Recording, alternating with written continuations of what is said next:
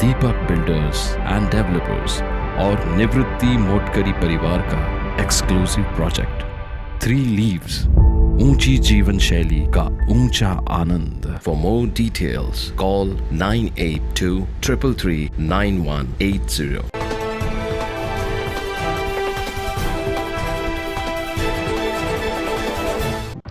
जर तुम्ही तुमच्या मोबाईलमध्ये 2 सिम कार्ड ठेवत असाल आणि त्यातील एक कार्ड जर बंद असेल, तर अशा सिम कार्डवर आता तुम्हाला शुल्क भरावा लागण्याची शक्यता आहे.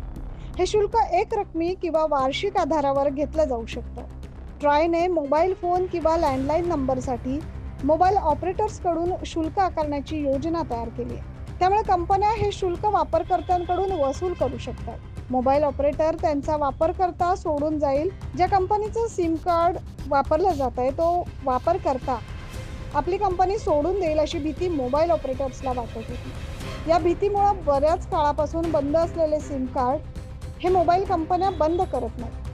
नियमानुसार सिम कार्ड अगर दीर्घकाळ रिचार्ज न केल्यास ते ब्लॅकलिस्टमध्ये टाकण्याची तरतूद आहे.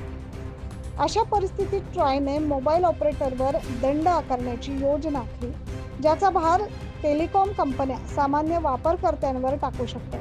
त्यामुळे आता तुम्ही तुमच्या मोबाईलमध्ये जर 2 सिम कार्ड वापरत असाल तर बंद असलेल्या सिम कार्डचेही तुम्हाला शुल्क भरावे लागण्याची शक्यता आता वर्तवली जाते. Bureau report, 9 news Maharashtra.